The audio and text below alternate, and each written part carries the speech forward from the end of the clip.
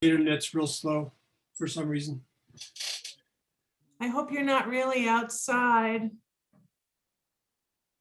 No. Looks chilly. It does. Well, it looks like we've got everybody here that we need, so we can get started. I'm going to go ahead and call this meeting to order. It's a regular meeting of the Manitou Springs City Council for March the 16th, 2021. Let's start with Pledge of Allegiance. So if you'll all join me, City Clerk, if you'll display the flag, please.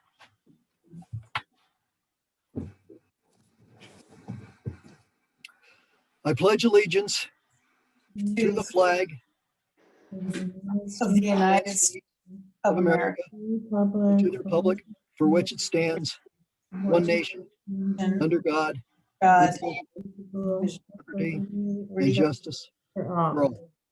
Thank you.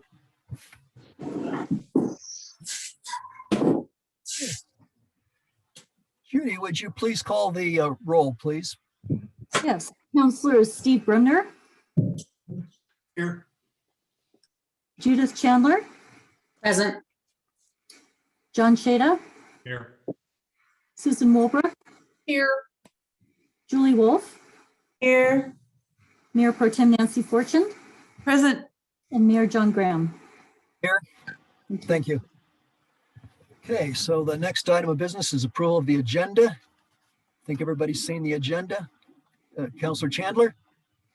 I'd like to amend the agenda to add one item after item I, receive or act on council correspondence, to add future agenda items.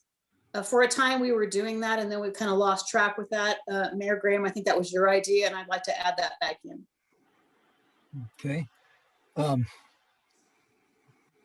righty, so we have a motion. Do we have a second to that? Counselor Wolbrook, is that a second? Yeah, okay, all right, so we have a motion to approve the agenda with the addition of add agenda items after item I, receive or act on council correspondence. Is that the correct spot there? That was future agenda items. After item I. Thank you. Okay. All right, all in favor, say aye. Any opposed? Nay. Okay, thank you.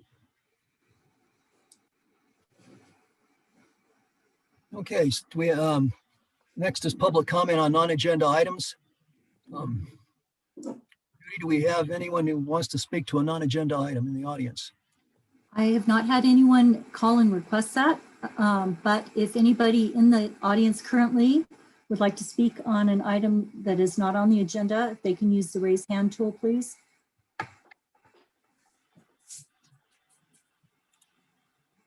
Okay, I don't see anyone doing so. We'll give them a little bit here. No, I don't see anyone either. Okay, let's go ahead and push on. Item F, consent calendar. We have just one item on the consent calendar tonight, approval of the minutes from the March 2nd, 2021 regular session. If there's no objections, I'd ask for a motion to approve and accept. Counselor Chandler? I have an objection to the approval of the minutes. I would like to discuss corrections. Okay, so we will not have a consent calendar action then. We'll go ahead and discuss the approval of the minutes. Counselor Chandler, what would you want to speak to that? Yes, I would. I would like to specifically speak to item I, receive or act on council correspondence. There was a council discussion after Councilor Bremner advised that OSAC voted not to go forward with the Sheep Mountain Trail. That included Mayor Pro Tem Fortune, myself, Councilor Wolf, and Councilor Wolbrook, who all weighed in. None of that appeared at all in the minutes. So I went back and I took a look at the audio, and that was a discussion that was just under 10 minutes, none of which appeared in the minutes. And that entire discussion was reduced to 2 sentences. There was general discussion regarding OSAC. both Counselor Wolbrook and Counselor Wolf did not mention OSAC. So I would like those verbatim minutes to be put in the minutes as we discussed. They were edited out. Counselor Wolbrook? Yeah, I'm okay with that. I just think that it would be nice to give Judy a chance to listen to the tape, because I'm be honest with you, I don't remember what I said. So listening to the tape or the recording would be really great. And I'm fine with whatever I said on that tape. Okay. Well, if I could just say that the discussion was very germane, and there were a lot of very poignant remarks, and I think that they need to be reflected in the minutes. Mayor Pro Tem, you had your hand up? Yeah, I don't have a problem with going back and adding some specifics, but I think maybe we need to hear from Judy on how they do minutes, because I know if it was a verbatim transcript of our meetings, they would go on for many, many, many pages. And it's difficult for her to know when it needs to be verbatim and when it needs to be more generic. And generally, our minutes are summary minutes rather than detailed minutes to capture the necessary things. What we can always do is go in and make sure we capture the highlights from each of those counselors who spoke during that part of it. But verbatim does get quite lengthy. Just so you know, it's a lot more information. This is a very hot button issue, and I think that it's really important that all counselors' views be recorded in the minutes. Thank you. Counselor Wolf, please. Oh, I was just going to comment that I think Judy is like 95% of the time spot on in deciding which details to include and which to exclude, since obviously we don't want a 100-page transcript. That would be such torture. We'd never be able to get through it. But since we've gotten so many emails and it's such apparently an intense a topic that people feel very strongly about, then that's why I think in this instance, it would be helpful to have more detail. But usually, Judy, I think you pick right up on which detail, this is maybe the second time it's ever come up asking more detail in over a year. So yeah, I think you have a good instinct for it. If I might ask, Counselor Chandler, you said verbatim, but I mean, there we're talking about a word for word, almost a disposition. Would a more detailed summary be acceptable in your mind? I think a detailed summary is okay as long as it captures the intent of the conversation. I think that I'm going to introduce that as a future agenda item for us to discuss. Because this is not the first time it's come up for me. Judy Morgan, you're fantastic and you do a great job. However, several times this has come up for me. And because of our record keeping policies, I think it's really important with especially hot button issues that we really capture what council members had to say. And I thought that all 4 council members, myself and the 3 other members, really had some really germane comments to make. Thank you. In light of this discussion, then I guess I'd ask for a motion. Perhaps Counselor Chandler, you'd like to make the motion to send the minutes back for details. So I move that we send the minutes of the regular session dated March 2nd, 2021 back for inclusion of the discussion in council correspondence regarding Sheep Mountain Trail. And they do not need to be verbatim, but appreciate capturing what the 4 council members had to contribute. Thank you. Seconded by Counselor Wolf. Is that correct? Okay. Yes. All right. All in favor of the motion, say aye. Aye. Okay. Looks like it passes unanimously. Okay. Thank you very much. Next item, we have 2 liquor licensing authority items. First is approval of the liquor licensing approval by the Liquor Licensing Authority, basically Manchester Springs City Council, of an application for a modification of premises for Lulu's Downstairs, doing business as Lulu's Downstairs, Mark Benning applicant, located at 107 Manitou Avenue.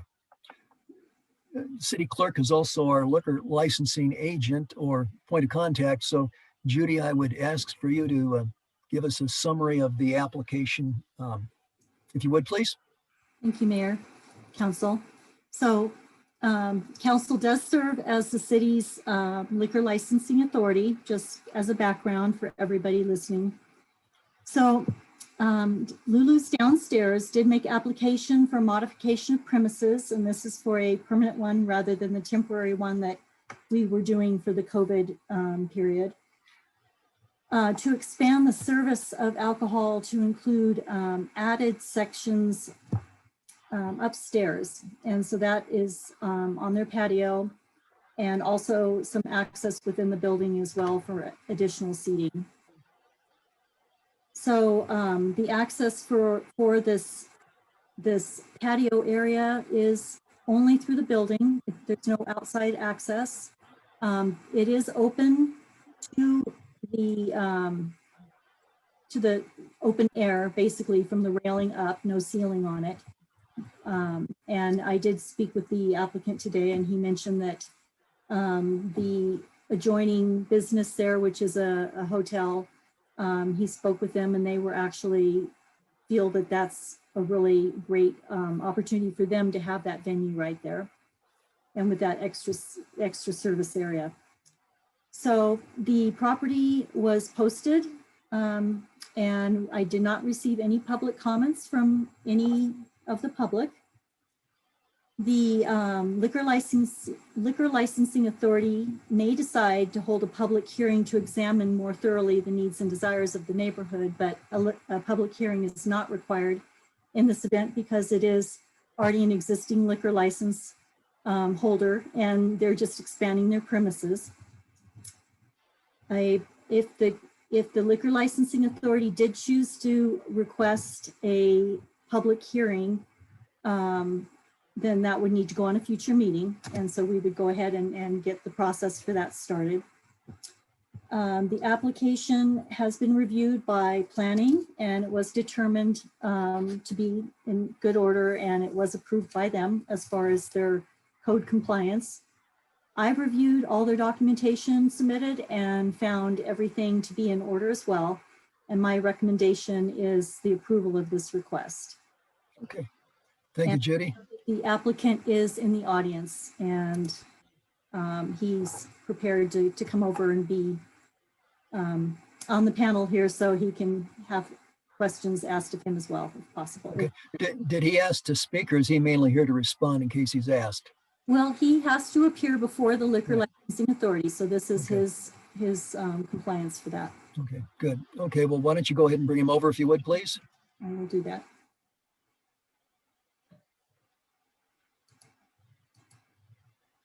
And again, council, we could, if we decide to, we could require a public hearing. That would require at least 30 days notice. So that would that would set this back for the applicant at least 30 days, and as practical matter more than that. Good. So we have the applicant with us, Mr. Benning. Thank you for joining us. Hi, I guess, Mr. Benning, if you want to make a statement to council, this would be a good time to do it, or we can ask questions too. Yeah, any questions? You know, I'm open to any questions, any thoughts that you guys have. Okay. All right. Great. Thank you. In that case, council, I would open this up for discussion, questions for either Mr. Benning or for the city clerk. Mayor Pro Tem? Oh, you're muted, Nancy. Great. I just had a couple of comments. I since it's in my ward, I decided, and I was concerned about this. I did go down and check it out today, and had the opportunity to talk with Mr. Benning as well. I know anyone who's been to Lulu's knows it's a very well-reviewed music venue, and kind of exciting to have such a venue in Manitou.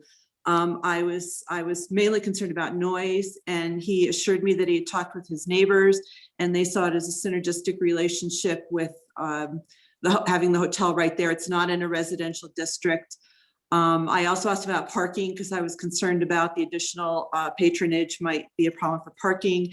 And he demonstrated that there was sufficient parking, except for maybe on the very busiest nights when they've got a big name draw. And he was in coordination, I believe, with Moe's across the street for additional parking.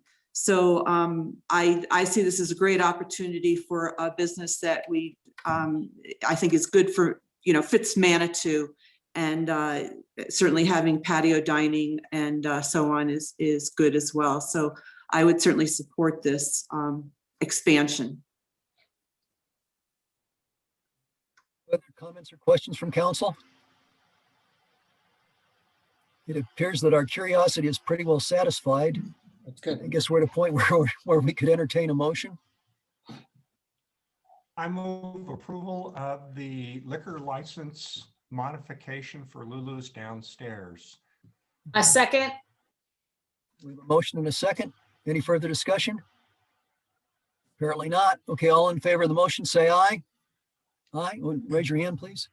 Motion passes unanimously. Thank you.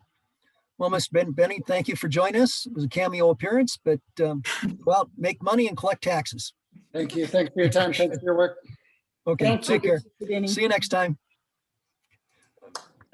Quick editorial comment. Just run this past council. We're all occasionally we try to talk when we're muted.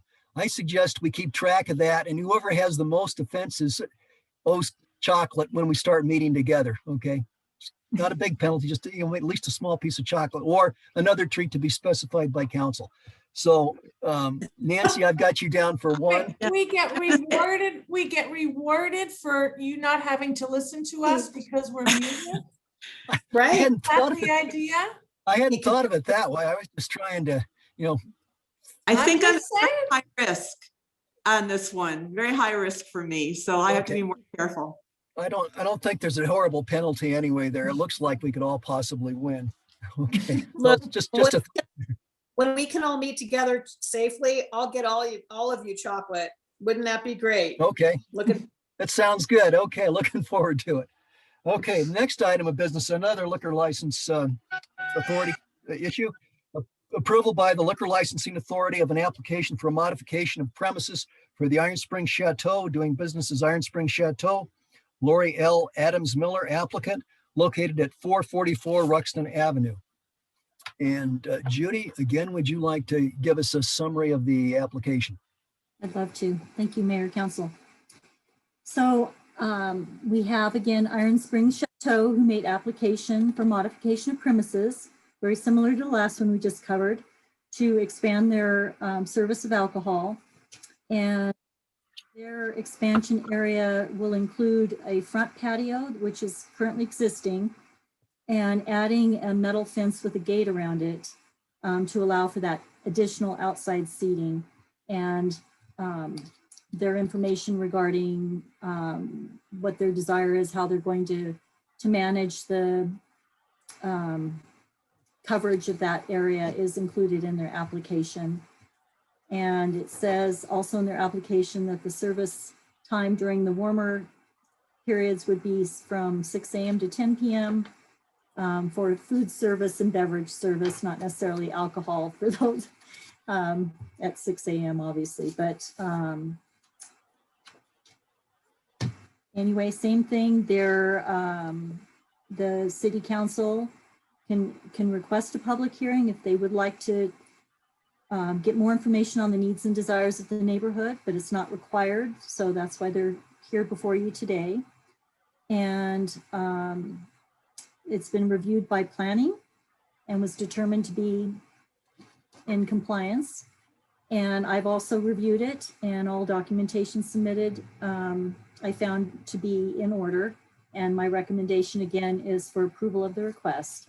I also see that Lori Adams Miller is on as an attendee right now, and I can bring her over. She is our applicant for the Iron Springs Chateau. If the council would like me to do that now, I can. Please do so. Yep. Okay, thank you.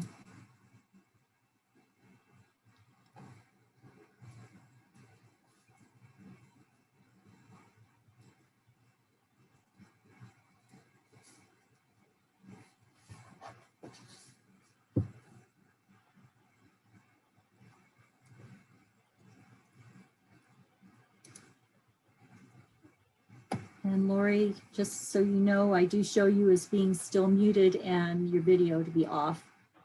There we go. Looks like you're Turn that on good deal. as soon as I figure it out. Okay. All right. Welcome, Lori. Thank you. I guess first we'd like to give you an opportunity to make a brief statement if you'd like, and then we may have some questions for you. Okay, absolutely. I don't really have a specific statement to make. I will say that when we did this application in October, we weren't sure what our daytime operations were going to look like, which was the 6 a.m. I guarantee it won't ever be a 6 a.m. opening, but yes, what we're still talking with the planning department about the actual daytime hours and how that will look. But this is also something that would work for us. We are attempting to reopen our theater, hopefully Memorial Day weekend. And that would also help us with distancing of our theater patrons and patrons who are more comfortable eating outside during the pandemic. Thank you. Council, I guess this is a good time to. Council, I'll open this up to discussion and comment, questions. Does anyone have questions for Lori? Mayor Pro Tem? Yeah, I do have a question, two questions actually. One is about if the patio area will take away any of your parking outside, because great, you're shaking your head no. I assume that means it doesn't affect your parking at all. No, and two is that if we give, I know that the residents up there have expressed a lot of concern about noise in the morning. So if we approve it for 6 a.m., we can't really take that back very easily. So I can't imagine, like you said, that you would do that, but should we set a different hour for outside patio? I look to Judy, I don't know if we can even do that or not, but I just have heard so many times from the residents up there about particularly early morning noise. Right, well, we'd be amenable to changing that hour if that is helpful. I do, if that's part of your motion to set that. Okay, you'd still have indoor dining, correct? You could still potentially have indoor dining at 6 o'clock. It's only the patio that I think might be potentially. We could potentially, but since most of us are evening workers, I'm not sure that we would ever do a breakfast type thing. But yes, you're right. We could potentially do indoor. So. Okay, well, I'll leave it to Steve for more input. He's much more familiar with that area than I am. Okay. Mr. Brumner, would you like to address the subject? Well, I would just say that I doubt highly that they would be making the kind of noise that would be objectionable. The noise that people object to are people yelling and, chanting and that kind of thing. Like mostly the Fort Carson soldiers when they go up there and they're chanting their stuff. So I really highly doubt there being a problem with a restaurant. And, okay, do we have other comments from council? I guess Councilor Wolf, please. Oh, I don't mean to interrupt you. Go ahead. Oh, I was just going to say, I would assume that reasonable amount of respect for the neighborhood early in the morning would be implied, and there could always be a revocation if for some reason that became a 6 a.m. rowdy margarita time or something. Yeah. That's funny. Or mimosas, if they get carried away with mimosas in the morning Oh, I thought you- and they're screaming, they could revoke. Mr. Bremner? Steve? Yeah, I just say also the location where that patio is away from any residences. There's really no residences near there who would hear anything, I don't think. It's Okay. closer to the cog than anything else. Okay, all right, good point. I guess my only question would be the neighborhood.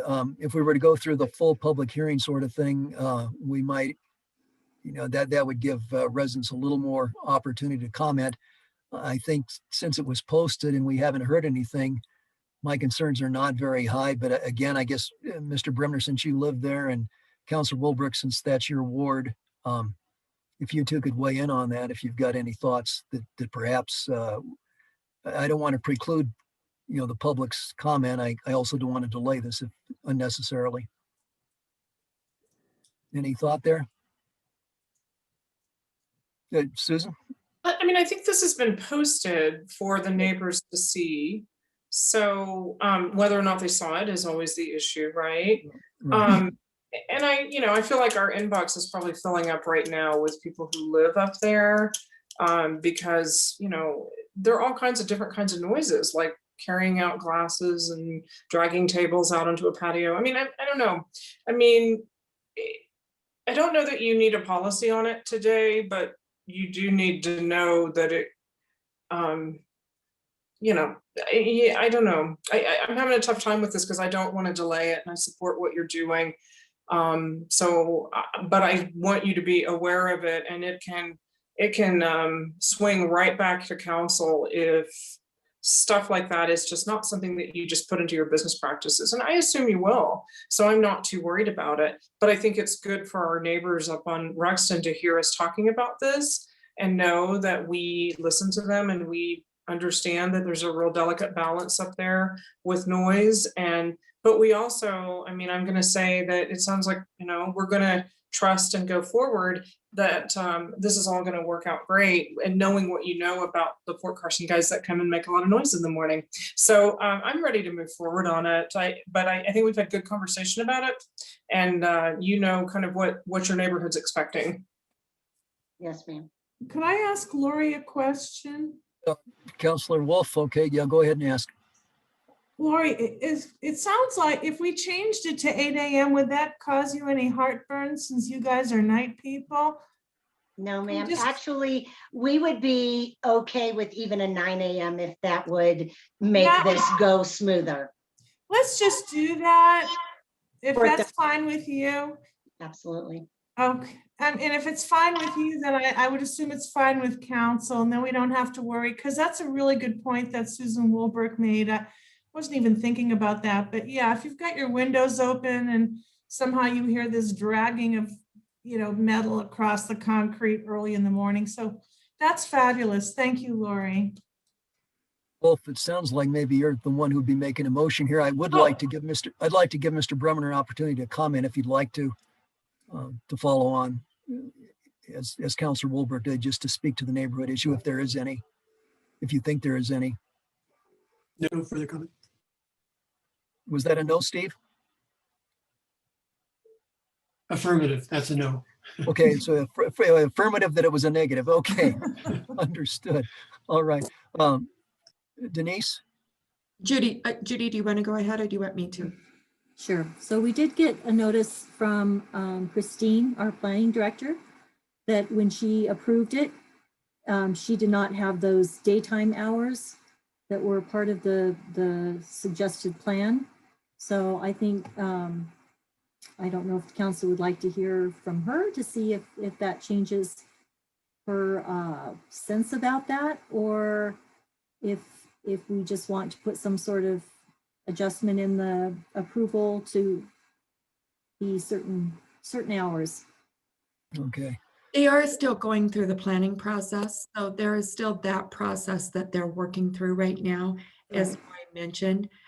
So that is the thing that they haven't gone through that entire process. And this is the modification of premises. So it's basically saying they can serve alcohol in this space here. Okay. Perhaps it would be good to bring Christine over and she could just briefly explain any concerns or details, and then we could push on. So if you could bring Christine over, and we get one chance to do it right the first time. I think that's what we ought to do. There we go. Hi, Christine, you have the floor. I think you've been listening to this, so we'll listen to you. Hey, good evening. Yes, I could provide a little bit of background there. As Judy stated a moment ago, this is with regard to the liquor license and the footprint of where it is allowed to be served. We're in the process we're in active discussions with Lori and her team, because the conditional use permit that this facility has does not allow for conflicted use or use at the same time of parking as business operations. And so because of where we are with COVID and pandemic and trying to support increasing her business in a way that helps get them through this, we're looking for a path forward on how to do some sort of documentation that modifies that, even if it's as simple as in their CUP, which allows them to have paid parking. They're going to acknowledge that there's a certain number of parking spaces for daytime operations that are set aside for daytime patrons. So it doesn't impact the liquor license in terms of the footprint at all. It has, but it does, in terms of hours, that's what is active in discussion. So I just, from that perspective, wanted to make sure, full disclosure, that was something we're talking about when Lori started the conversation and mentioned that that's what we're working through right now.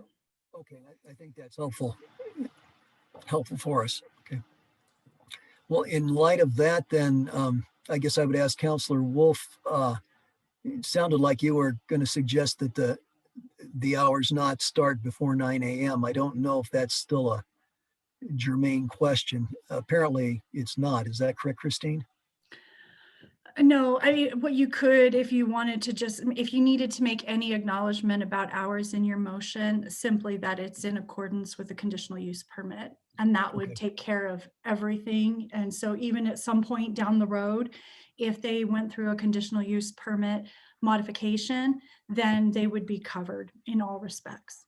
Okay, great. Thank you. That's helpful. You bet. Councilor Wolf. Okay. I'm trying to pull it up on my computer so I can identify what the heck I'm approving and modifying. So forgive me for a minute here. Okay. I clicked out of it by mistake. And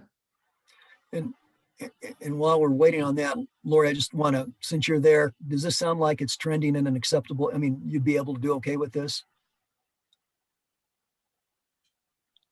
Okay, you owe us candy. Muted. You're muted. Okay. Okay.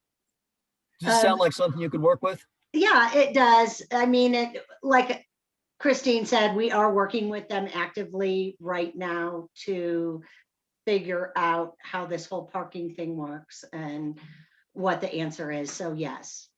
Great, thank you. Are you ready? Okay, I think so. I'll give it a shot. Okay, so I move to approve the application for modification of premises for Iron Spring Chateau, DBA Iron Spring Chateau, Lori Adams Miller applicant, located at 444 Roxton Avenue, subject to the one, to adopt all of the recommendations, subject to the one change that the hours will be no earlier than 9 a.m. I don't know if there was an end time of the hours, though, now that I'm saying this. 10 p.m. No, Julie, I believe, according to Christine, those hours are still being negotiated. That's if I Well, understand. with respect to the liquor license, though, I'd like to still have it the 9 a.m., even though the other stuff is being negotiated. Good clarification. Thank you. And it sounds like that's fine with Lori. Yeah, and it is on our application, it is 10 p.m. That is when our shows end. Okay, so thank you. So I'll modify my motion then, if I might give it another shot here, subject to the 9 a.m. through 10 p.m. hours. requested by the applicant. Okay, Not to Thank you. impinge on any other pending decisions being made by planning. So, okay, great. Thank you. We have a motion. Do we have a I'll second? second it. I'll second. Okay, seconded by both Counselor Shada and Chandler. All right. All right. Any further discussion? No? Okay, all in favor, say aye. Raise your hand, please. Okay, motion passes unanimously. Good, thank you. Lori, thank you very much. Take care. Thank you. Christine, thank you also. You bet. Have a good night. Good night.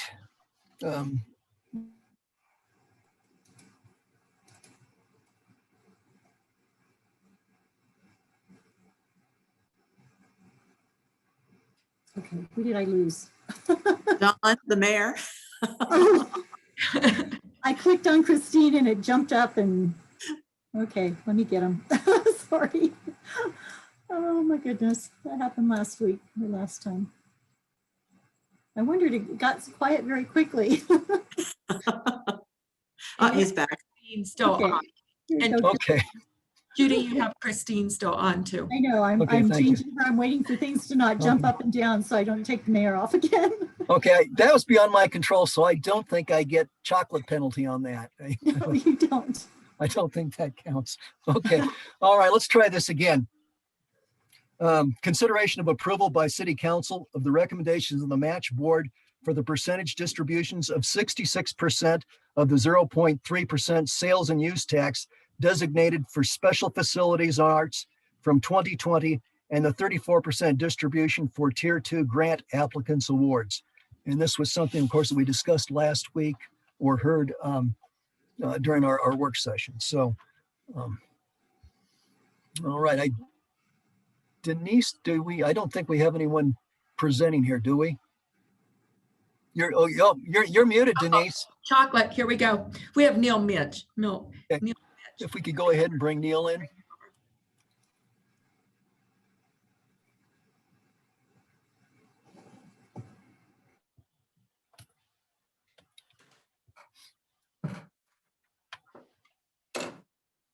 Good evening, Neil. We meet again. I don't know if you have fresh information that you wanted to present or some things you want to brief us on, or do you just want to answer questions? Neil? Mayor, we also have Becca Davis's hand up on the audience side. Is that better? Okay, yeah, that's better, Neil. Okay, yeah, there was one word that needed to be corrected in the packet that you all got, and that's on page 47. In the content that we presented last week, we had 27.5% of the city number. It was meant to be hold until May, not hold Hiawatha until May. And that's really important. oh, I see.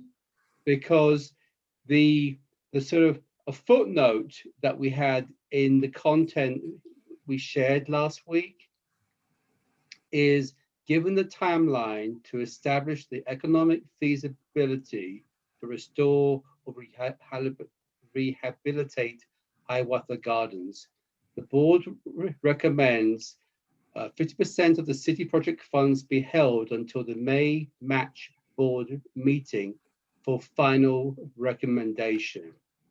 The significance is you'll have another crack at approving how that 41,278 gets allocated between the two city projects. It should not be presumed that it would all go to Hiawatha Gardens. It could, but it also could not. And we need to understand if the project has gone past that hurdle regarding the economic feasibility. Is that clear? I think that's helpful, and I see some nods in the audience or among council. Council, do you have questions for Neil? Julie? Want to say that what Neil just said was my understanding from his presentation last week.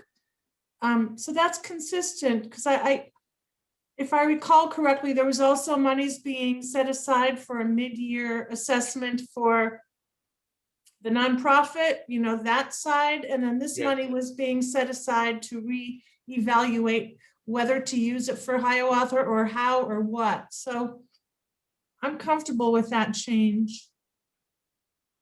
Thank you. And as far as Judy, did you say there was someone else that wanted to It was address? Becky Davis had her hand up, but she's lowered her hand, so I don't know if she still wanted, maybe she was just going to mention that part of it. Okay, all righty. Council, do we have any other questions for Neil or discussion? Okay. Well, Neil, I think that was helpful. I've kind of struggled with this personally. I know last week I'd mentioned that under the scheme that was presented to, or the plan that was presented to voters back in the fall of 2019, 50% of the tier 1 money was going to be designated for the library. Now that wasn't actually in the language of the ballot issue or the language of the ordinance. So, there's some discretion there in terms of what can be done.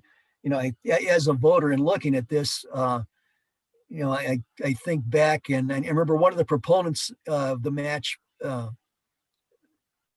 initiative back in the fall there 2 years ago had said if this was a stream, the library would drink first. So I think a lot of voters saw the match as being something that would by and large help the library and not so much Hiawatha Gardens. The fact that it's grouped together as city properties, I think it's not quite what people were looking at 2 years ago. I do think the idea of holding any allocation for the Hiawatha Gardens until May, when things are better understood, is a good idea. So I guess overall, this seems like a kind of a good compromise. Although as I look at it, it's not quite what I voted for when I voted for match. And if I saw a lot of money going to the Hiawatha Gardens at this point, I think I probably and had to vote for match again, I probably wouldn't vote in favor of it. So that's me speaking personally. Councilor Wolf. I really appreciate those comments. And I can relate because there were so many changes that this went through before it finally got rescued by council, but then it was also very controversial that council also made some significant changes, including the one you just mentioned. And I also am aware of people, like including myself, who personally, I was on the fence and had spoken with some other people too, who I felt better about knowing that there's a collection of entities that might benefit from this money rather than just the library. And so some of us actually voted for it because it wasn't just the library. But I do think there was a lot of publicity about this, and that by the time people voted, if they were interested, it was in the news so much. I think they would have known what they were voting for if they read the newspaper. So I'm comfortable with it anyway. Okay, alrighty. Other councilors, Councilor Chandler, please. I just want to go on record saying that as a previous business owner in Manitou, unfortunately, COVID helped me close my business. I was paying 9.03% sales tax. And isn't it, I think it's match is one of the most amazing things I've ever seen in the community pass. And I love knowing that my tax money is going to these amazing initiatives. And I also applaud the match board for doing your due diligence. You have done a phenomenal job. You have been completely transparent. And I appreciate the extent to which you have informed council of your decisions. And I think it's just phenomenal and sets Manitou Springs apart from other communities that say they're for the arts, but we really are because we put our finances behind it. Thanks. Thank you, Councilor. We have Other comments or questions? Mayor Pro Tem? I'm just prepared to make a motion if you're ready. Please. Okay, I'll move that council approve the match board for the recommendation for the percentage distribution of 66% of the 0.3% sales tax and use tax designated for special facilities and arts from 2020 and 34% distribution for tier 2 grants applicants awards as presented in the packet tonight. I'll second that. A motion and a second. Any further discussion? If not, let's vote. All in favor, say aye. Show of hands. Okay, all opposed, raise hand. Okay, motion passes 6-1. Thank you, Neil. All right, And thanks, guys. thank you. And since I was the negative vote, I would like to say I do support this. I think going forward is a good thing. I don't want my negative vote to really sully the whole thing, but it is kind of a matter of conscience. So anyway, I don't mind being on the losing side tonight in that sense. Okay. All right. Thank you, Neil. We'll push on. Item H2, resolution number 0521, a resolution imposing restrictions on water usage based on reservoir conditions. Denise, I believe Russ from Water was going to speak to us. Yeah, Russ should come over, and I believe if we'll bring Alex over, but he may not present.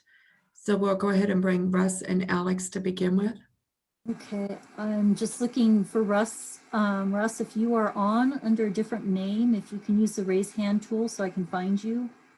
I don't see him listed under Russ. He was here. Was it under Russ or was it under a different name? Oh, he's using somebody else's computer. Hold on. He's right outside my office. Let me see. Okay. And I'll let Okay. you. Thank you.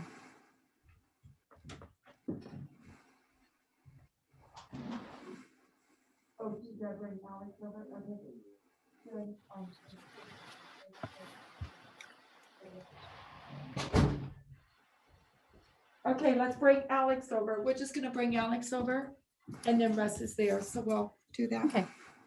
Here he comes. Thank you.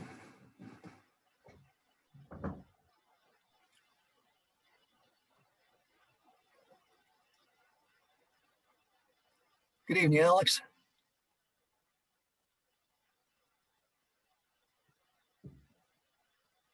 Mayor Graham, City Council, I hope you're doing well.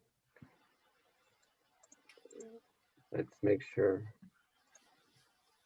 Can everyone see that? Yes. Okay, fabulous. So, excuse me, I'm going to hand this over to Russ and I'll speak briefly, but he'll be using my computer just so we can make sure that there's no connectivity issues.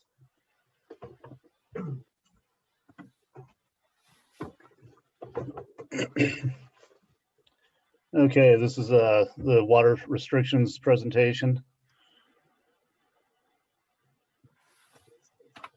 I'll just space. Okay, the water restrictions history. We have in the last 10 years, we've had water restrictions twice, 2018 and 2011. This is given our water loss history over the last 10 years. The first couple of years, I think our numbers were a little bit off from just doing the math and stuff. I think we've maybe had some bad numbers from 2010 to about 2013-ish.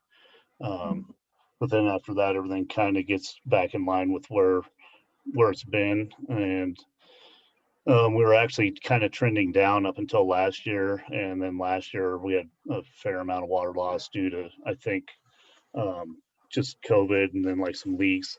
Plus we started a hydrant flushing program last year where we have water lost obviously during hydrant flushing activities. Russ, could you clarify what you mean by water loss? Is that metered water that gets paid for or that doesn't get paid for? Correct. That's the water loss is your percentage of water loss that you produce a certain amount of water and then you have an amount of metered water. And that's the difference. The percentage is the difference in the what you have metered and what you have that you produced. And looking up just different stuff. You're looking at probably about a 13% to 30-some% is the average for the nation. So we're pretty much right in the middle right there. So we're not too bad considering the age of our system and the difference, you know, uniqueness of our system with high pressures and age and everything like that. Thank you. I had no idea those numbers existed, so that's great to see, to know. Thanks. Right. Okay, and then the next one is our snowpack, which we showed last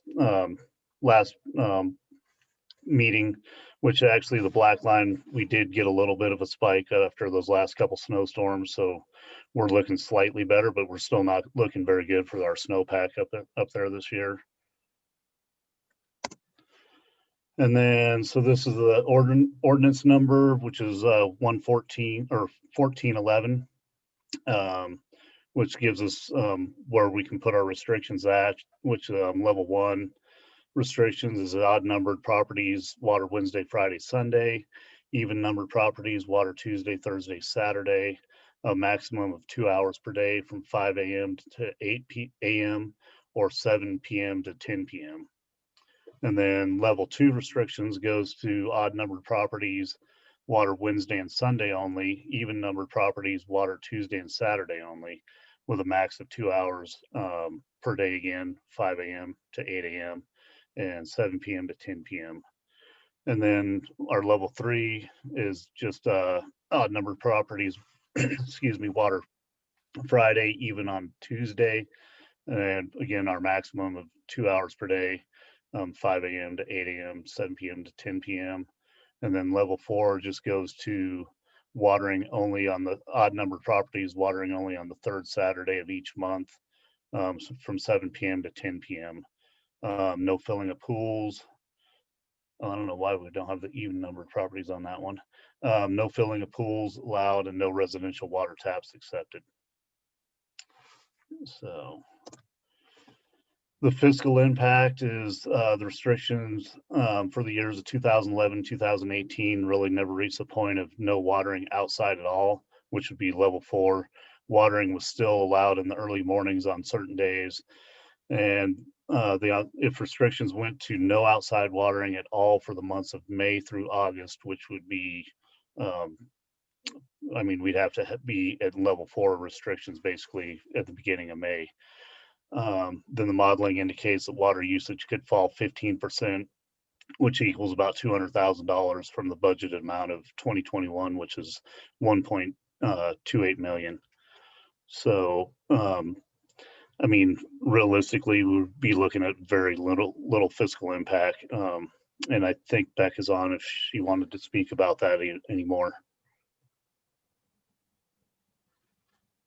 We're okay, we're okay, Russ, keep going. Okay, so keep going.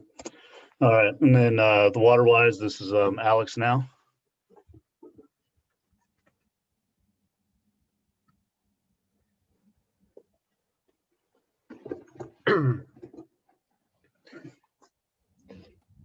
So as said before, water-wise, there's just 6 key rules that, excuse me, anyone can choose to live by year-round, you know, just in the efforts of conservation and being a sustainable person.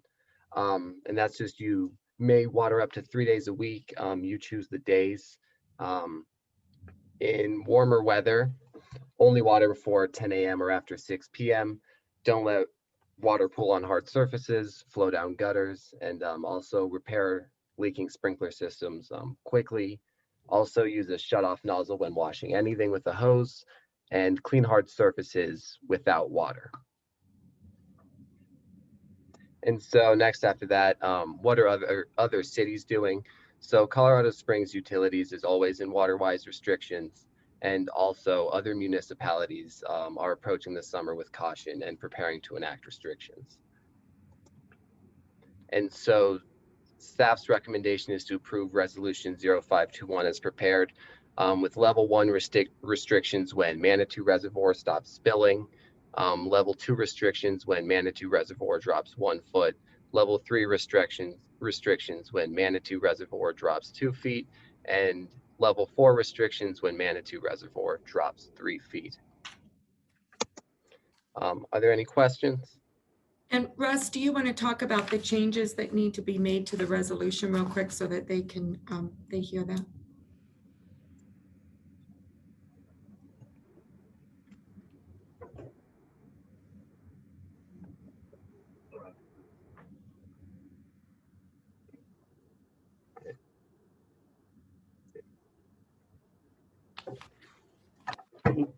I can't hear you.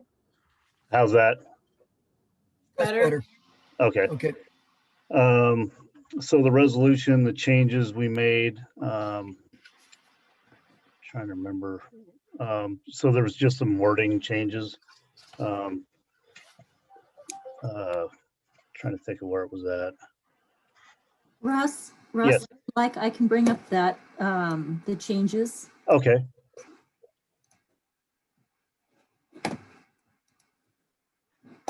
Well, she's doing that, Russ. Could I ask you another question? Yes, go ahead. I had actually a prior council member ask, he seemed to remember some discussion about actually enlarging our reservoir so that we could store more water. Is there any potential for something like that? That would be a huge undertaking. We'd have to have a whole redesign of the dam. We'd have the Army Corps engineers involved. It'd just be a huge feat and it'd probably be a pretty large cost as well. You'd also have to go through the state watering system to get it. Right. So it would take a pretty substantial endeavor, and probably not approved, but we, you know, if you wanted to do that, it would take numerous years to move to that direction. Exactly.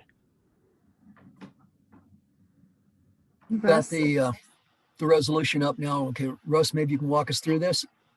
Okay, so if you want me to read the whole thing, so it's a resolution imposing restrictions on water use based upon reservoir conditions. So whereas the city council finds and determines that weather conditions are creating a water shortage for public use for the summer of 2021, and whereas the city council determines that imposing restrictions upon the occurrence of such condition is necessary to protect the public health, safety, and welfare. Now, therefore, be it resolved by the city council of the city of Manitou Springs, Colorado, that section 1 level restrictions. Russ, you probably don't need to read it all. Okay. It was just the first two we needed to change a couple of whereas, because the ones that you received talk about level 1 restrictions only. So we needed to make those changes and we couldn't make them until this tonight. Right, and we added those other 3 levels, and then if you want the level 4 one, since we didn't have the whole slide deal on there, the level 4 is outdoor watering on all properties shall be restricted to all properties are the 3rd Sunday, so that's why of each month. Okay. So when we just had, I think on our slide, even or odds or something like that. So that's where that was at. Okay, good. Thank you. That seems like a pretty good summary of the changes there. Council, do we have questions for Russ or for Alex? Julie. Yes, I really don't know anything about this stuff, but I just look at level 4 restrictions, which hopefully we would never get to, but if we did, all our trees would die. Everything would die. We would be a huge fire magnet. And I don't know if we should just endorse level 4. It sounds, certainly you wouldn't do it to save the money because that's crazy. But I need more information about that to help me realize why there should be a level 4 in there, because that sounds like the solution might be worse than what we're trying. The side effects of the solution may be worse than what we're trying to prevent. Yeah, that's a good point. That's something that it's part of the code. That's where we pulled everything off of. That's something that's been in the code for a long time. And talking to our treatment plant operators, that's where he said the restrictions usually hit as far as the level of of the reservoir of when we hit those restrictions. And as far as I know, we've never even been into level 3 to my knowledge in Manitou. So everything's usually just been level 1, possibly level 2. I'd be more comfortable if and this isn't necessarily addressed to you, Alex, but I'm just talking. I'd be more comfortable if level 4 says, wow, if there's that kind of emergency, we need to have a meeting quick and talk about it, as opposed to saying there won't be any watering all summer. That just, what is it, once a month or something? Yeah, Oh my once a month. God. Yeah, I don't like level 4. I don't know how you all feel, but it sounds like the cure is worse than the problem we're solving. Denise has her hand up, and I think she can speak to some of the other mitigation efforts we might have, or alternatives. Denise, please. If we get to level 4, we will be having huge conversation with all of council on a pretty regular basis. That means our reservoirs get into a place that is very concerning, without a doubt, when you're 4 feet below what it's normal. So we would not just jump to that. You would know if we get to level 3 or even level 2, we're going to be having a conversation with council and coming to you saying, here's where we are. But at level 4, we are in a crisis at that point regarding water and what we have in storage. Okay.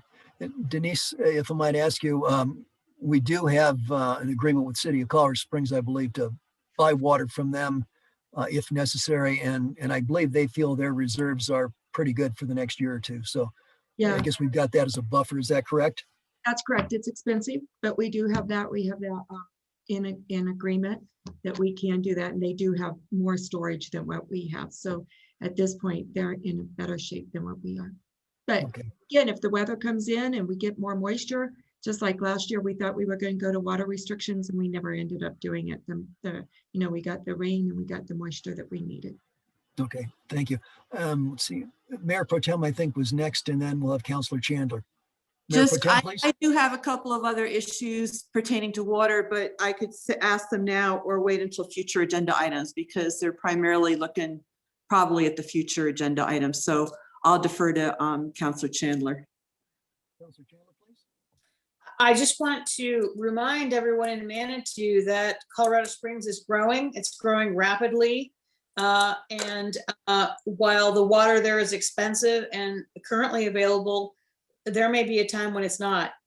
And I think we need to be very careful about how we approach that. And definitely, if we even got to level 1 water restrictions, I would want to be having a conversation about all sorts of things, sustainability wise in Manitou, including planning for the future, increased residents, all sorts of things, what we allow to be watered. So I agree with Mayor Pro Tem Fortune. This certainly should be a future agenda item so that we can prepare, so that we never get to the point where we're having this conversation about everything dying off because Colorado Springs is growing so fast that it doesn't have any water to offer us. Thank you. Have other councilors have comments, questions? Okay. Well, you saw Russ walked us through the slight amendments to the resolution that was in our council packet. I guess at this point, we can entertain a motion to approve the resolution. So moved. Okay, so moved by Mayor Pro Tem. Do we have a second? Seconded by Councilor Shada. Any further discussion? Okay, let's go ahead and vote. All in favor of passing the resolution as amended, say aye. Raise your hand, please. Motion passes unanimously. Great, thank you. Russ, Alex, thank you very much. We'll give you a few weeks off here. Okay, thank you. Okay. All right, so we are to receive or act on council correspondence. Does anyone have anything who'd like to start off? Councilor Wolbert, please. Yeah, I just got some correspondence today about GFL again. You know, the rate increase this year has surprised a lot of people. I've given them the information.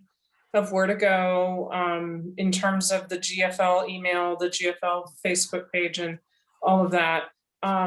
But this continues to just kind of be an issue in our town. And I don't know if Denise can tell me just quickly when we go back and look at that contract again. Do you know, Denise, when we do that? That was the one thing I wanted to respond back with them, and I didn't have that off the top of my head. I believe it was, and I don't want to put the number out there, but there was a certain number. However, we can end the contract within a certain number of days. So I think it's a 90-day notice. So it's something that we might be able to look at. I know Jeff and Alex are working this right now and having some conversations. So we can maybe give you an update in the next couple of months on this. Okay, that sounds good. I mean, there's ending a contract, but the ordinance itself puts us in a lot of these positions. They put us in some good positions, and I think some not so great positions. So that's just something I bring up. If this ordinance isn't working for us as written, this council or future councils may have to consider that. There is another company that's a local company that just started up, and I sent that information to Denise and Roy. So I just want you to know the GFL thing is kind of a weekly thing. And I know that there are resources for people, but it doesn't really change much for their experience right now. So thank you. That's all. Thank you, Counselor. Anyone else? I guess it must have been a dull week. Okay. I don't have anything either. With that, we have the next item, which is discussion of future agenda items.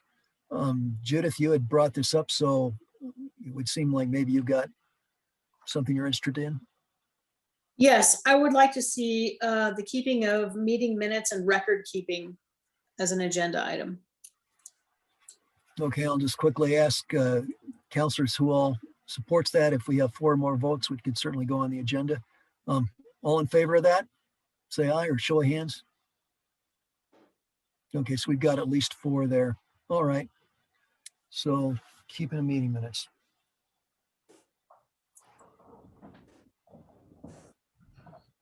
Counselor Chandler, I'll reach out to you so that we can prepare the material that you would like. So I'll reach out to you to talk a little bit about that so that we can make sure that we prepare it from a staff perspective for anything. Thank you. All right, thank you. Counselor Wilbrook? Yes, for future agendas, I have a couple of requests from the Manatee Springs Art Council. I joined their meeting last night. They'd like to get on the agenda to get some art on the street, and they have a process for that. So it's really just, I'm just carrying the message that they need to get on a future agenda. And I believe sometimes between now and April was what I heard. They've also made some progress with the Keith Haring project. They did get an extension. They are forming a committee. They are have some good leads on funding, and they have had some conversations with Parab to identify sites. And so we gave them a resolution that enabled them to go forward with the application. I don't know if you remember that. That resolution was limited to the application. It said, we support you applying for this. But we have been chosen now, and there are new steps to take. And one of the keys to getting the funding, if this were to go forward, would be a resolution from City Council saying that we support them continuing to work on this award because we've received it. We've been chosen. We're the only location in Colorado to have been chosen for this. So my request is to put that on a future agenda so that not just council, but the public can be aware of what's happening with the Keith Haring project. And for clarification, I think typically we would approach this in 2 strokes. The first going over to the work session, of course, and then following up at a subsequent, typically the next regular meeting, and that would be required if we were to entertain the resolution. So if my understanding is correct. Okay, council, I'm gonna, but before we touch on other subjects, I'd like to get a show of hands on this. Who would like to go ahead and bring this on an agenda? Okay, still, if you'll show of hands or say aye. So we have 3. Okay, we do not have 4. Okay.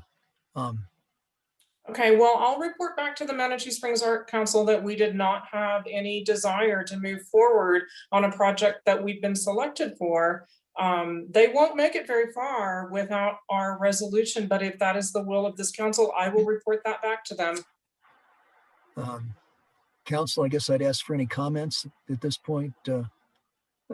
Mayor Pro Tem, please. Yeah, I have real mixed feelings about this project. I would not mind having them come back in April to present to us the pros and cons. So I would like to perhaps be the fourth to be in favor of that, because I do think it's unfair not to hear them out as they've moved on this since we did support it initially. Councilor Wolf, your thoughts? I would really like to hear from Parab, and I don't know if OSAC weighs in on that kind of thing or if it's just a Parab kind of issue, but I want to hear from our committees and our constituents, because I've heard just informally some pretty serious negative feelings and concerns about it, that, you know, Parab in particular is tasked with reducing concrete and increasing, you know, nature and not putting this huge cement thing in. So it's controversial, but I'd really like to hear from Parab before we as council are required to make any firm decisions going forward. Thank you. I believe Councilor Chandler was next, and then Councilor Wolf. Councilor Wolf addressed my concerns. Thank you. Susan's trying to speak. Yeah, Susan, please. We talked a lot last night about having Parab come forward with the Manatee Springs Art Council on this. It sounds like they've moved beyond grass, which could mean that those things that you're hearing in the community are old news. And that's another reason for us to put this on a work session and have the community and the advisory boards and everybody get to hear what's really happening about it.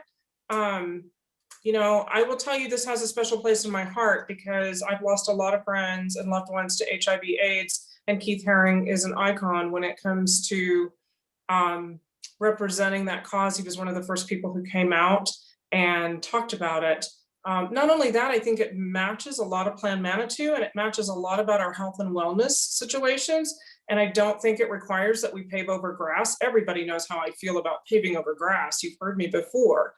So I really think the public will not be pleased if we don't have a discussion about this. We have been awarded this. It is an honor, and I think it deserves conversation. Thank you. Let's see, we had a tie between Councilors Chandler and Wolf. Councilor Chandler, will do it alphabetically. If we do move forward with this discussion, I really want to make sure that the people that are presenting this have been thoroughly vetted. I do have some very deep concerns about the process with which they presented this. That it's only in a city park, that it's Keith Haring. If this structure wasn't wrapped in a Keith Haring art, I'm not sure how the residents of Manitou would feel about this. We haven't discussed an alternative location for this.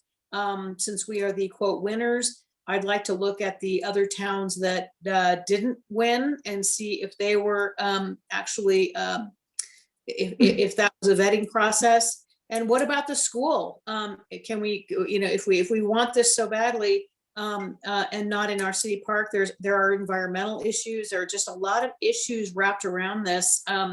I think a great place for this sculpture would be up at the school, but I understand this company wants it front and center in a community. And what happens when the Keith Haring art is gone, when it ages out, and we still have to not only pay for this. This isn't a gift to our town. This is something we have to fundraise for. It just doesn't pass the smell test for me, is what I have to say to you. And so I think that if we're going to do that, we need a lot of more thoroughly vetting of it. I'm open to hearing what certainly Parab has to say, but just doesn't pass the smell test for me. Thank you. Right, thank you. Councilor Wolf, you were next. Oh, yeah, I just wanted to say, I really appreciate the part of Susan's concerns, wanting to really honor someone who is a gay artist. I mean, that's so nice.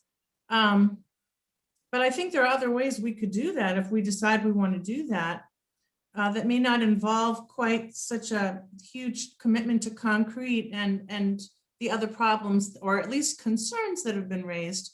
But I don't want to make a decision about inviting this huge thing into our town just because the guy who's the artist was gay, any more than I want to vote for someone for president just because they're gay or they're a woman or something. I mean, that to me, it's almost not offensive, but it's kind of, it rubs me the wrong way that we're having this discussion that, oh, I want this art because the guy was gay and he came out. Isn't that so cool? Well, I mean, really, it's not, if we're going to do that, let's honor like Martin Luther King Jr. or somebody.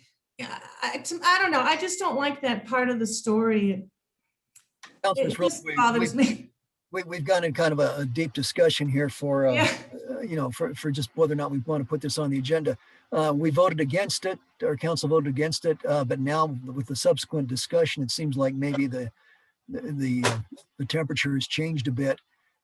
I guess let me ask this: if we were just to put it on a work session, talk about it, and then at that point we could decide whether or not we wanted to bring it onto an agenda item at a regular session, which would probably mean considering a resolution. It seems to me like that might be a way we could hear the work that Parab did and the Arts Council people have done. And I mean, if we don't like it, then we say, no, we won't put it on a formal agenda or a regular meeting agenda. So I guess my question to you now is who would be in favor of just putting it on a work session and hearing the various parties present theirs? Okay, those would be in favor of doing that. Okay, we've got 4 votes there. So I think we can go ahead and put it on a work session, and then we'll take it from there. That seems like a fair thing to do. Okay, thank you. Okay, other future agenda items. Mayor Pro Tem. Yeah, I had a couple things. One is regarding the water, because I certainly share Councilor Chandler's concerns. I'm very concerned about our water footprint and stature. And it seems, and I don't know where it would end up or where it should end up, if we should try to look to see if we can get a task force specific on water, if it's something to do a real strategic look and work with some of the state and regional folks who are reworking water right now, or if it's under the sustainability work group. I don't know where, but I would just like to come up with a way to strategize our water way into the future, more than just next year or the year after, because I'm very concerned about that. Secondly, on a much smaller thing, but also about water, is whether we should, as a city, charge ourselves for the water that we use. I know Chris Hogan was on, I assume he's still on. He's the acting parks director right now. And a couple of years ago, because of extreme maintenance issues, they transferred from using Fountain Creek water on Memorial Park to using potable water. And I find that very problematic, and I would look at long-term cost benefit of that. Ethically, I just have a little problem on using potable water on our parks.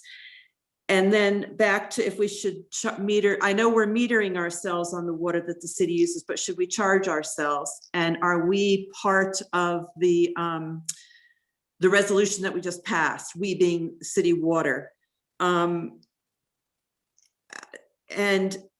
if we charge ourselves, that would be a significant ding to the general fund, but it would certainly increase our water enterprise. So I'm not looking to discuss it tonight. I just think it's worthy of discussion with some good data in the future. And I just wanted to throw that out there as a strategic possibility. And then lastly, and Mary, you and I just have discussed this a little bit, but I would certainly like to look at some sub-working groups, and one of which would be strategic planning for our council.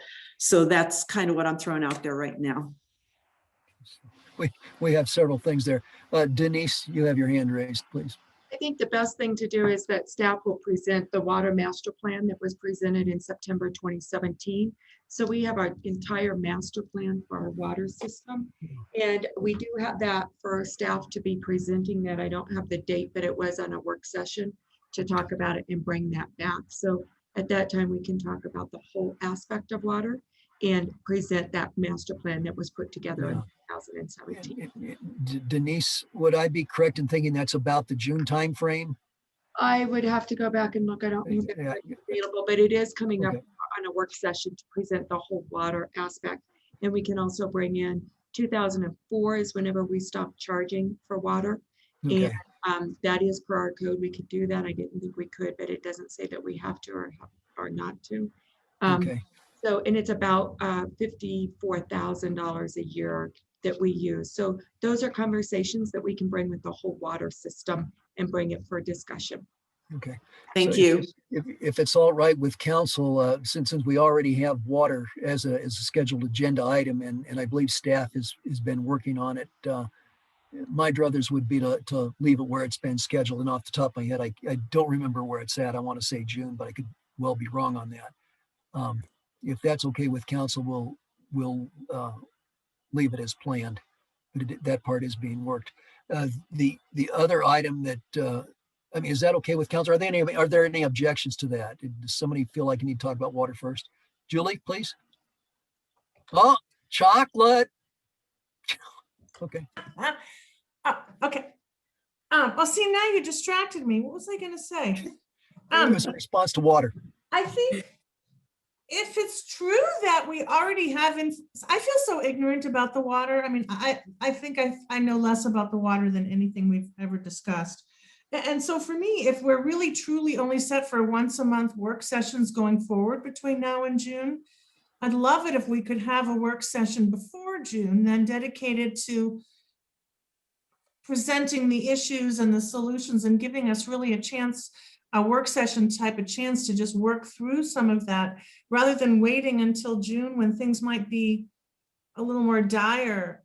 But if the information isn't prepared yet and it's too much work to get it together to teach us or to teach me, that would be a good reason to wait till June. But we don't sound very busy between now and then in terms of the work session Tuesdays. We do have, we've got a lot of items. Go ahead, sorry. Go ahead, Nancy. I'm fine with waiting until June. I think that that's actually a good solution. And Julie, I think if you'd like to, call me and discuss it a little bit, I can share what limited knowledge I have of it to maybe, I hate to say tutor because I don't know that much, but I know enough to be scared. Okay. Does that sound like a good interim solution, Julie? Adequate for you? Yes, thank you. Okay.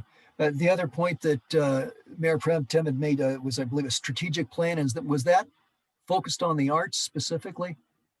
No. That's focused strategic planning that council needs to do. Again, looking first and foremost through the end of this council, which ends, early January of next year, and then potentially further than that as well. But at least, so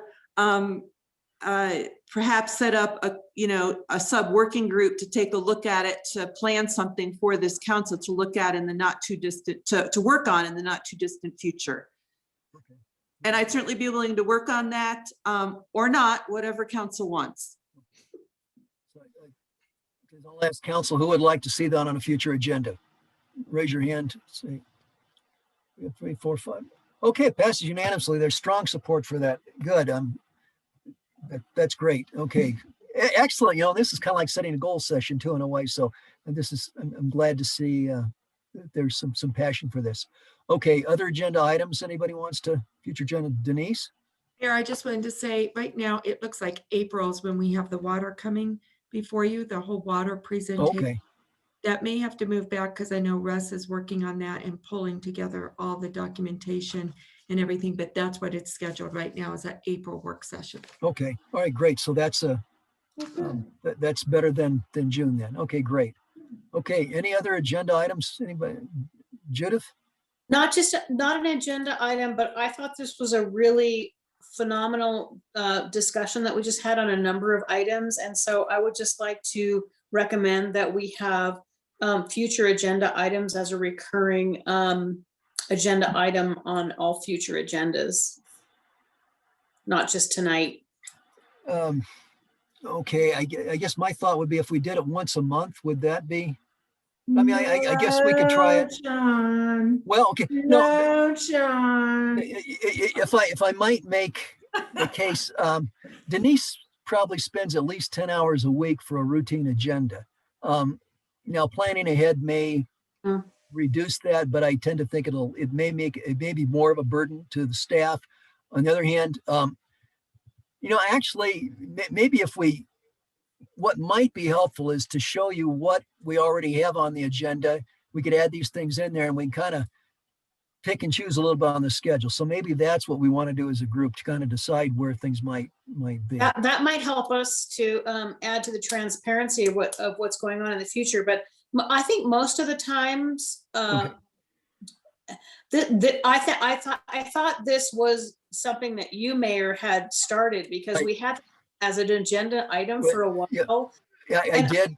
I don't think it's going to always come up as having this many items. I think it's just because it hasn't been an agenda item for a while. We all have some issues regarding things we'd like to see. So I defer to the rest of council on whether this should be an agenda item on all of our agendas every week. All right, thank you. Councilor Wilbrook, I believe, is next. Susan? Yeah, I support showing the public what's coming up on future agendas. We did that with Novus, which was a piece of software that we started out with and that we have the last couple of years. And there's lots of things I like about Civic Clerk that are different than Novus. But one thing I don't like is at the end of every council meeting in my first 2 years, we would take a quick just gloss over that. It not only makes us feel good, it makes the public feel good. Right.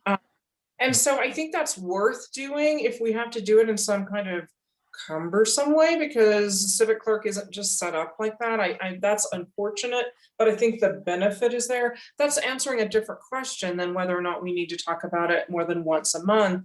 But I would support once a month because I know how much work goes into it, and if there is something is an emergency, we tend to get it on an agenda no matter what. Okay, Councilor Wolf, please. Yes, I appreciate your concern, Mayor, and that's worth looking at, because we don't want to overwhelm the staff and freak them out and have them all run away.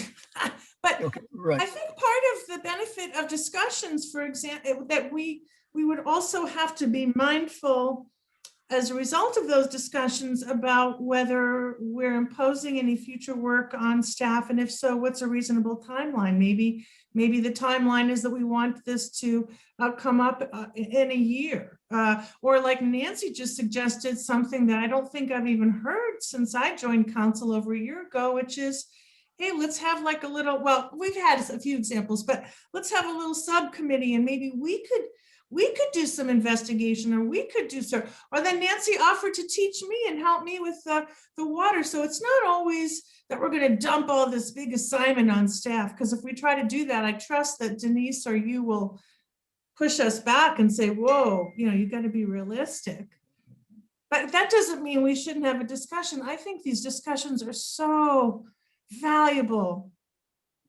Well, it would seem to me then that the support, or the majority of council supports doing this more often rather than less often. So let's go ahead and try. Let's try it for a bit here, and hopefully we won't bog down, and hopefully it'll actually make us more efficient. So I guess that would be my, I think what I would take as direction from council to add this on again routinely. Mayor Pro Tem? Yeah, I just wanted to say, I think it's fine to have future agenda items on the calendar or on the agenda. I would just ask that the actual agendas and the setting of when they end up on the agenda be incorporated into whatever strategic planning we might do, or ultimately, I think it's real important that the mayor and the city administrator be able to manage the agendas without, with that input, but without feeling that they're forced to put anything on the agenda. So that would just be my suggestion. I think the input is very valuable and both of you will bend over backwards to do it. I think we just have to be cognizant of the workload that we might be inadvertently imposing. Thank you. I appreciate that. Yeah, it's, I think we've all got a lot of things we'd like to see get done. And I guess one of my fears is the danger is we have this huge list of things to do and we might get locked up. But if we can work things systematically, that sounds like a good strategy going forward. Okay, do we have any final items to stick on future agendas tonight? Okay, I gather we're talked out on that for now. If we could go on to the city administrator's report. So Roy is not here tonight. He's taking a week off after presenting the TMMP, and he did a phenomenal job last week. So he's taken a week off. I just want to give, I don't have a lot to report on, except I attended the Creative District Board meeting, and the Manitou Maid did some huge impacts, had some huge impacts this last year. They had over 10,000 visitors online for the Manitou Maid from Colorado, Texas, California, and the Midwest. So that really did boost sales. I think they had about 329 items sold on Manitou Maid, and it helped with those things. They had 125 classes. And then I do want to also mention that the chamber put in additional funding for December to really help with marketing Manitou for the month of December to increase, to help our businesses. So just wanted to share that. And then I don't know if you've seen the new signs that Manitou Maid put out, or that the Creative District has put up for Manitou. Okay, great. Thank you very much. Okay. Well, our next item of business will be, we have 3 executive sessions. What I'd like to do is I'll just go ahead and read them. I'd like to get a motion to move into executive session. Then I thought we'd take a break while we transition over. So if that's okay, I'll read this quickly and ask you for a motion to approve an executive session. First item, executive session to discuss a personnel matter regarding an employee pursuant to 5.1A of the Manitou Springs Municipal Charter. The executive session concerns the annual performance review of the finance director. Second item, it's essentially of the same ilk. So if you'll allow me, I'll just say it's the same thing basically, except the executive session concerns the annual performance review of the city clerk. And the third item, again, the same flavor. This time, the executive session concerns the annual performance review of the city administrator. So we have 3 items there, all basically performance reviews for the finance officer, the city clerk, and the city administrator. So do I have a motion to move for an executive session?